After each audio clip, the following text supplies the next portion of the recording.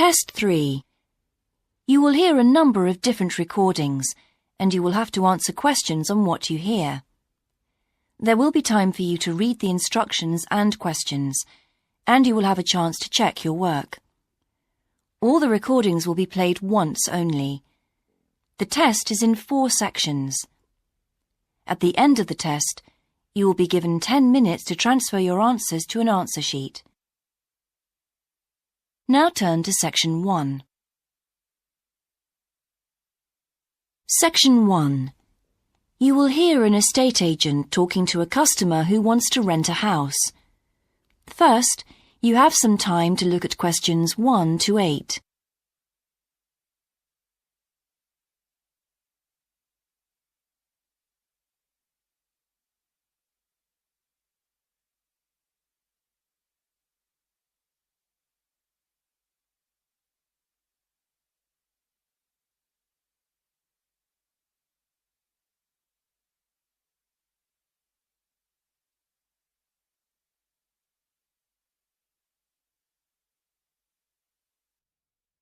Now we shall begin.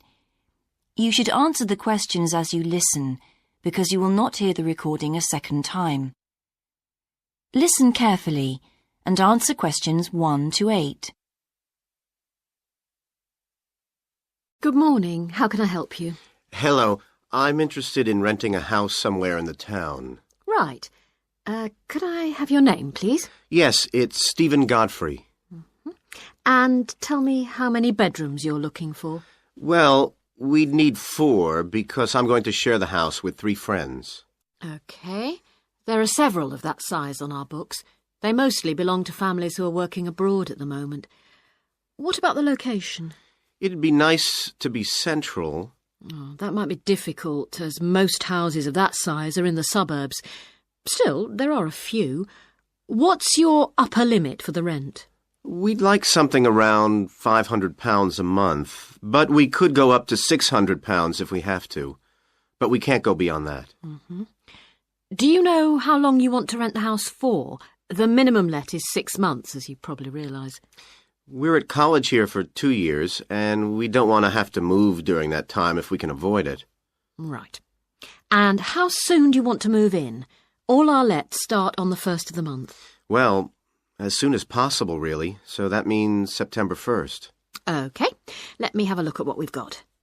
We have photographs of all the houses on our book, so you can get an idea of what they're like. There's this one in Oakington Avenue at £550 a month, combined living room and dining room with a separate kitchen. It doesn't have a garage, though you can park in the road. We'd prefer to have one if possible. Right. Then have a look at this house in Mead Street. It's got a very large living room and kitchen, bathroom, cloakroom. How much is it? That one's £580. It's very well furnished and equipped. It also has plenty of space for parking, and it's available for a minimum of a year. Oh, and there's a big garden. I don't think we could cope with that, to be honest. We'll be too busy to look after it. OK. Then there's this older house in Hamilton Road. Living room, kitchen, diner, and it has a study. £550 a month. That looks rather nice. But whereabouts in Hamilton Road? Towards the western end. Oh, that'll be very noisy. I know the area. Yes, it's pretty lively. But some people like it, though. Well, what about this house in Devon Close? That looks lovely. There's a big demand for houses in that area, so prices tend to be quite high. But this one hasn't been decorated for a few years, which has kept the rent down a bit. It's got a living room, dining room and small kitchen, and it's £595 a month. I think it would suit you from what you've said. It sounds fine. Before you hear the rest of the conversation, you have some time to look at questions 9 and 10.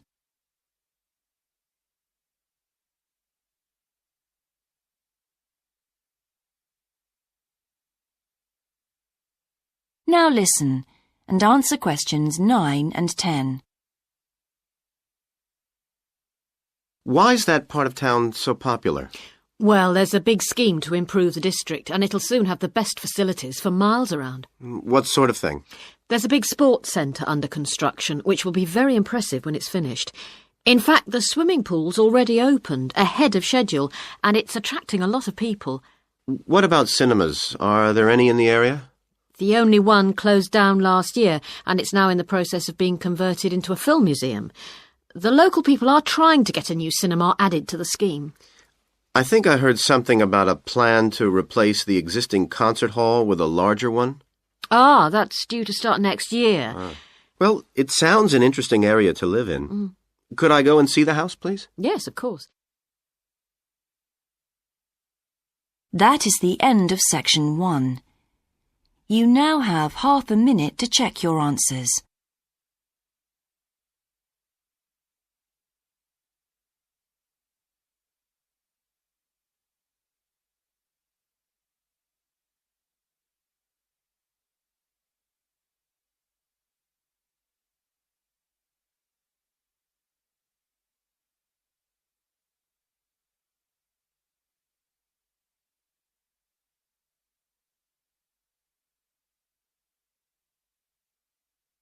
Now turn to section 2.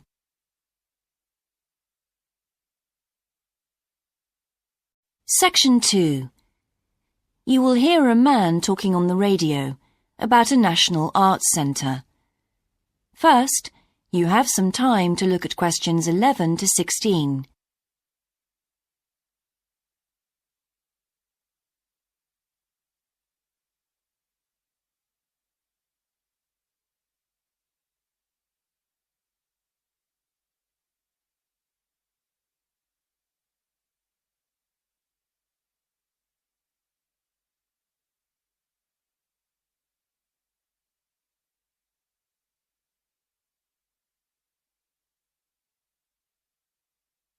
Now listen carefully and answer questions 11 to 16.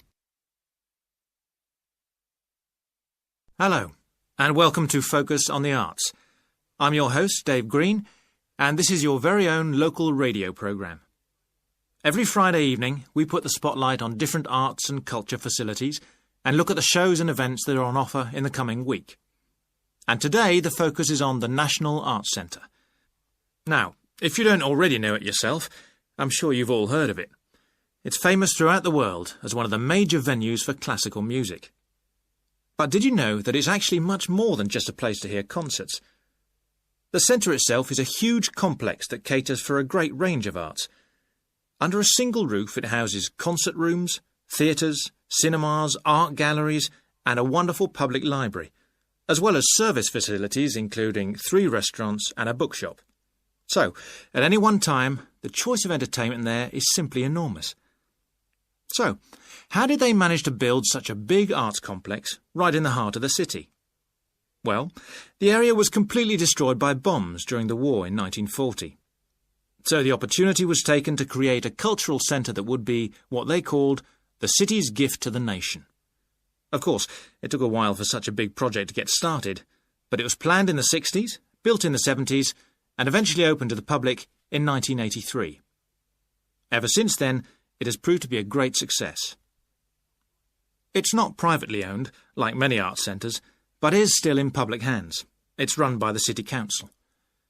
Both our National Symphony Orchestra and National Theatre Company were involved in the planning of the project, and they're now based there, giving regular performances every week. And as the centre is open 363 days of the year, there are plenty of performances to choose from. Before you hear the rest of the broadcast, you have some time to look at questions 17 to 20.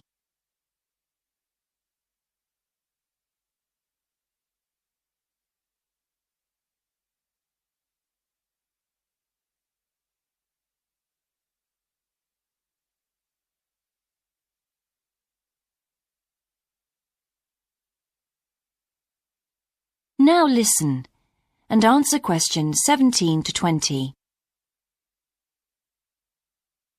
So, to give you some idea of what's on, and to help you choose from the many possibilities, we've made a selection of the star attractions. If you're interested in classical music, then we recommend you go along to the National on either Monday or Tuesday evening at 7:30 for a spectacular production of the Magic Flute, probably the most popular of all Mozart's operas. It's in the Garden Hall, and tickets start at only £8, but you'll have to be early if you want to get them that cheap. And remember, it's only on for those 2 evenings. For those more interested in the cinema, you might like to see the new Canadian film, which is showing on Wednesday evening at 8 p.m. in Cinema 2, and that's called 3 Lives. It's had fantastic reviews, and tickets cost just £4.50, which is a reduction on the usual price of £5.50. So, it's really good value, especially for such a great movie. But you can see the centre's main attraction at the weekend, because on Saturday and Sunday, 11 a.m. to 10 p.m, they're showing a wonderful new exhibition that hasn't been seen anywhere else in Europe yet. It's a collection of Chinese art called Faces of China. That's in Gallery 1, and it has some really fascinating paintings and sculptures by leading artists from all over China. And the good news is that it's completely free, so don't miss it. So why not go along to the National Arts Centre next week for one or all of these great events? And you can always pick up a programme and check out all the other performances and exhibitions on offer, or coming soon, on almost every day of the year. Next week, we'll be looking at the new Museum of Science. That is the end of Section 2. You now have half a minute to check your answers.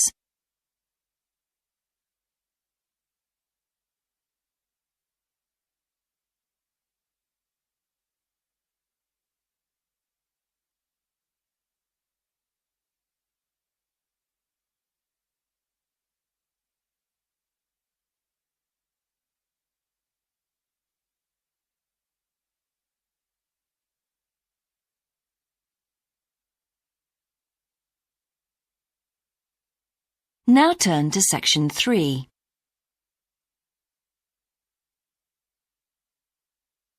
Section 3.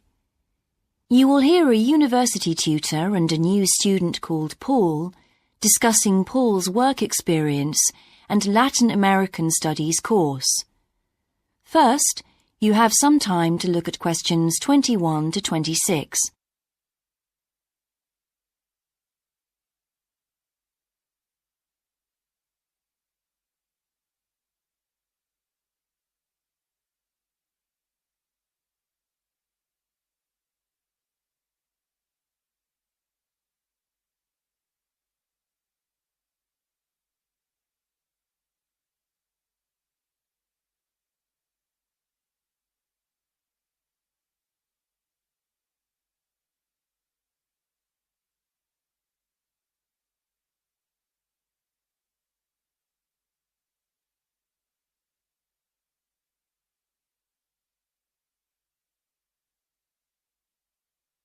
Now listen carefully and answer questions 21 to 26.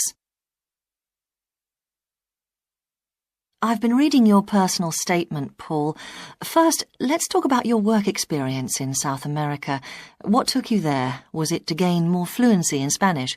Well, as I'm combining Spanish with Latin American studies, my main idea was to find out more about the way people lived there. My spoken Spanish was already pretty good, in fact. So you weren't too worried about language barriers? No. In fact, I ended up teaching English there, although that wasn't my original choice of work. I see. How did you find out about all this? I found an agency that runs all kinds of voluntary projects in South America. What kind of work? Well, there were several possibilities. You mean construction, engineering work? Yes, getting involved in building projects was an option. Then there was tourism, taking tourists for walks around the volcanoes, which I actually chose to do, and then there was work with local farmers. But you didn't continue with that project. Why not? Because I never really knew whether I'd be needed or not. I'd thought it might be difficult physically, but I was certainly fit enough. Now, I wanted to do something that had more of a proper structure to it, I suppose. I get demotivated otherwise. What do you think you learned from your experience? It must have been a great opportunity to examine community life. Yes, but it was difficult at first to be accepted by the locals. It was a very remote village, and some of them were reluctant to speak to me, although they were always interested in my clothes and how much I had to pay for them. Well, that's understandable. Yes, but things soon improved. What struck me was that when people became more comfortable with me and less suspicious, we really connected with each other in a meaningful way. You made good friends? Yes, with two of the families in particular. Good. What about management? Did you have a project manager? Yes, and he gave me lots of advice and guidance. And was he good at managing too? That wasn't his strong point. I think he was often more interested in the academic side of things than filing reports. He was a bit of a dreamer. And did you have a contract? I had to stay for a minimum of 3 months. My parents were surprised when I asked to stay longer, 6 months in the end. I was so happy there. And did anything on the administration side of things surprise you? What was the food and lodging like?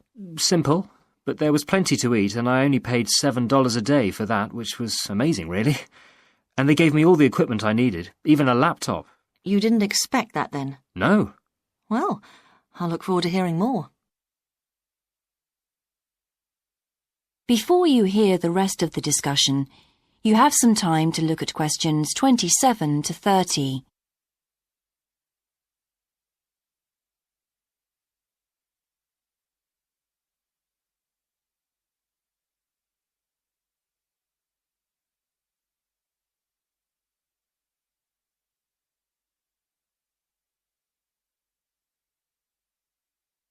Now listen and answer questions 27 to 30.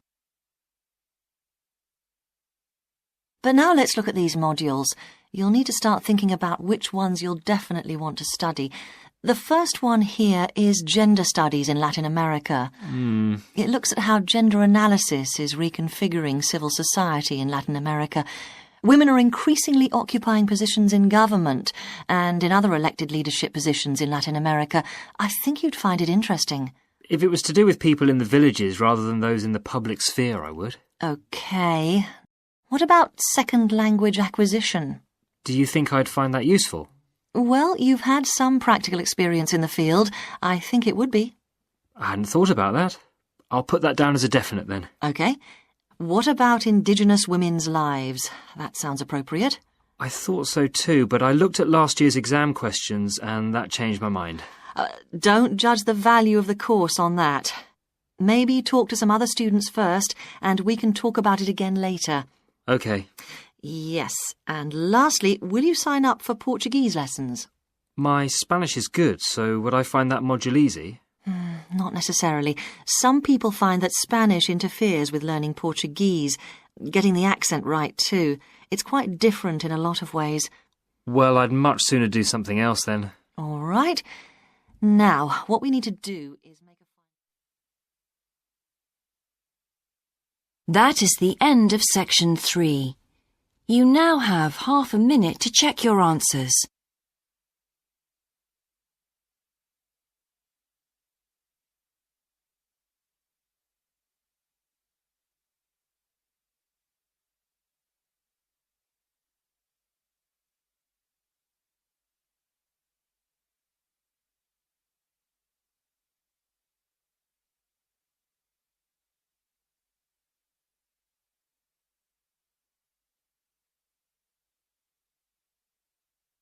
Now turn to section 4.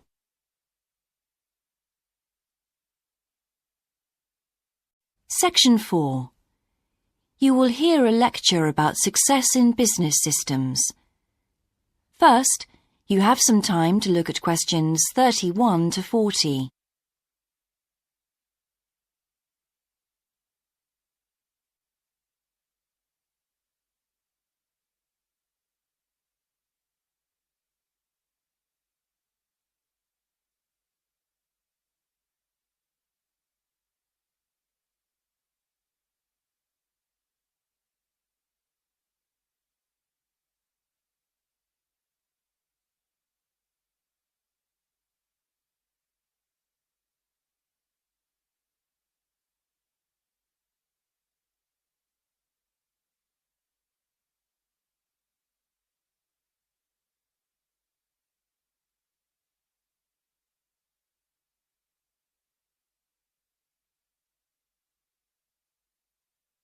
Now listen carefully and answer questions 31 to 40.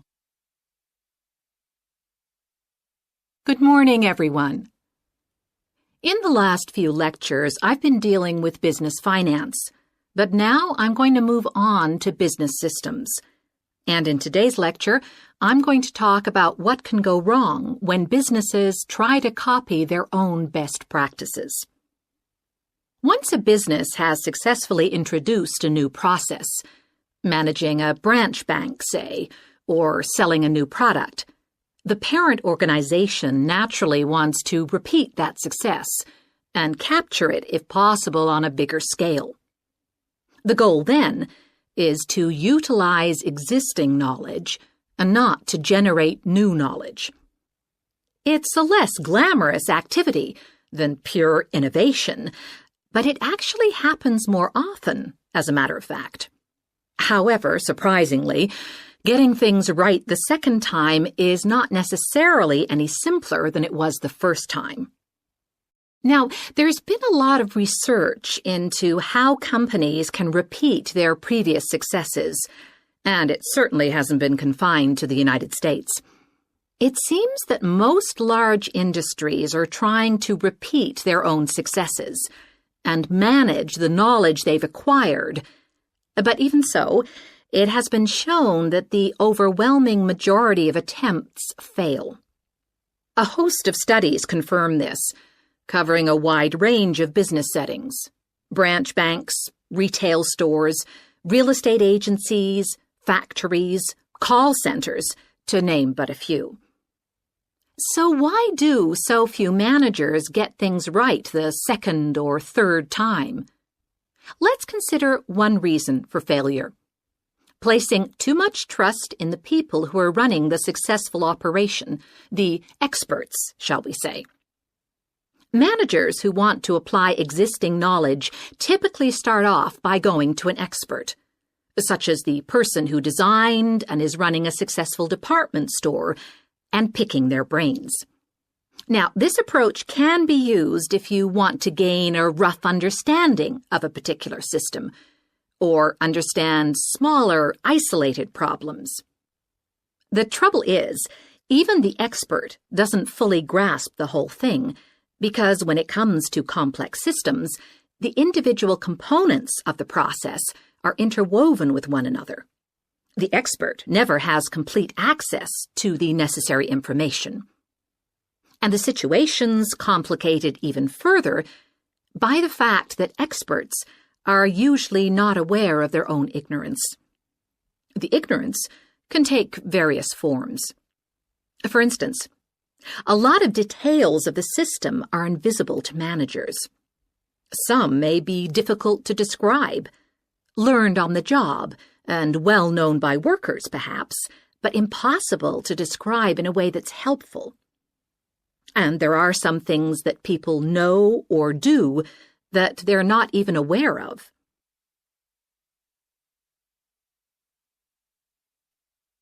Now, let's consider two types of mistake that can occur when a manager actually starts to set up a duplicate system to replicate a successful process. Firstly, perhaps he forgets that he was just trying to copy another process and starts trying to improve on it. Another mistake is trying to use the best parts of various different systems in the hope of creating the perfect combination. Unfortunately, attempts like these usually turn out to be misguided and lead to problems. Why? Well, for various reasons. Perhaps there weren't really any advantages after all, because the information wasn't accurate. Or perhaps the business settings weren't really comparable. More typically, the advantages are real enough, but there are also disadvantages that have been overlooked. For example, the modifications might compromise safety in some way. So, what's the solution? Well, I don't intend to suggest that it's easy to get things right the second time. It's not. But the underlying problem has more to do with attitudes than the actual difficulty of the task, and there are ways of getting it right. These involve adjusting attitudes, first of all. Being more realistic and cautious, really. Secondly, they involve exerting strict controls on the organizational and operational systems. And this, in turn, means copying the original as closely as possible. Not merely duplicating the physical characteristics of the factory, but also duplicating the skills that the original employees had. Reliance on a template like this offers the huge advantage of built-in consistency. That is the end of section 4. You now have half a minute to check your answers.